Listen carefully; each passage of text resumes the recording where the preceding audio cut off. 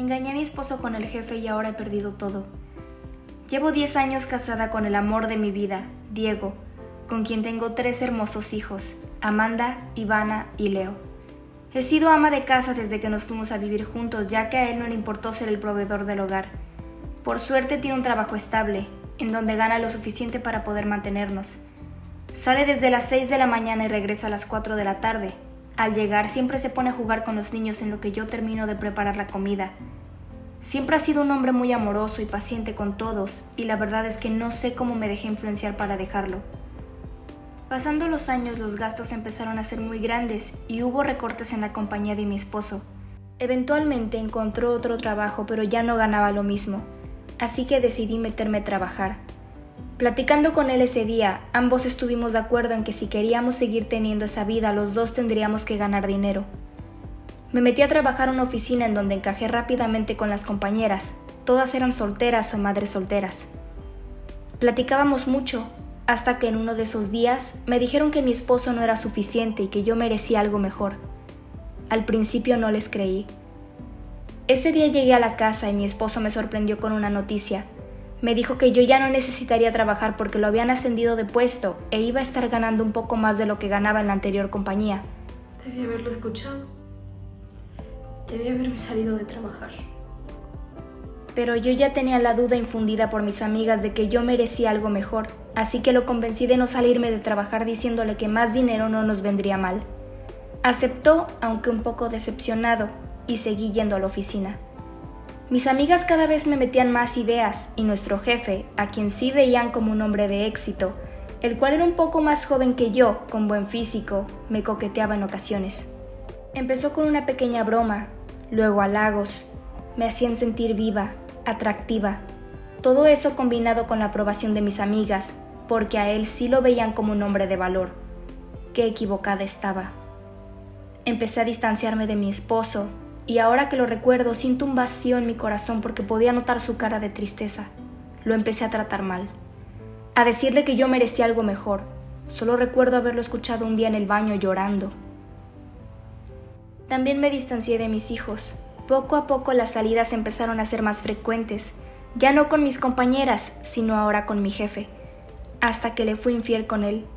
En el momento cuando todo pasó me sentí muy bien, me sentía joven, atractiva, deseada y codiciada, pero después la culpa empezó a invadirme, me sentía sucia y asquerosa. No pude salir de la ducha una hora entera deseando que se me quitara la culpa, pero luego fueron más veces y me dejé de sentir culpable, hasta que le dije a mi esposo que lo dejaría, que era un inútil y que no valía nada, que ya había encontrado un hombre de valor que sí me daba todo, y renuncié a mi custodia de los niños. Ese día mi esposo estaba devastado, notaba cómo se estaba aguantando las lágrimas, y fríamente con una cara seria me dijo: «Está bien, esa es tu decisión». Los niños lloraban porque nuestra familia se estaba desintegrando. El simple hecho de recordarlo abre un vacío en mí.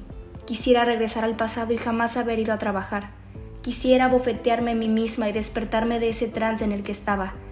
No valoré a mi esposo, no valoré lo que él me daba. Me mudé con mi jefe. Las primeras semanas fueron geniales, pero poco a poco me empezaba a decir que yo ya era demasiado vieja.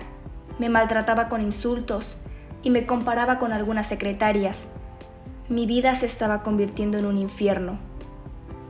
Hasta que lo descubrí teniendo un amorío con otra mujer más joven y atractiva que yo.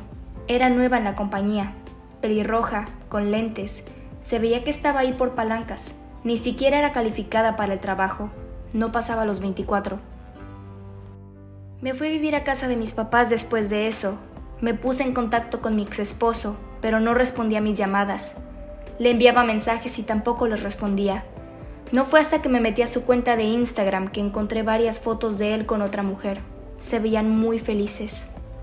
En ese momento empecé a llorar mucho. Estaban mis hijos igual celebrando su cumpleaños con esa mujer que no conocía, como si fueran la familia perfecta que yo tenía. Hasta que lo entendí. Mis amigas estaban celosas de mi matrimonio. Yo no notaba lo perfecto que era hasta que lo vi fuera de la caja en la que estaba. Me odié.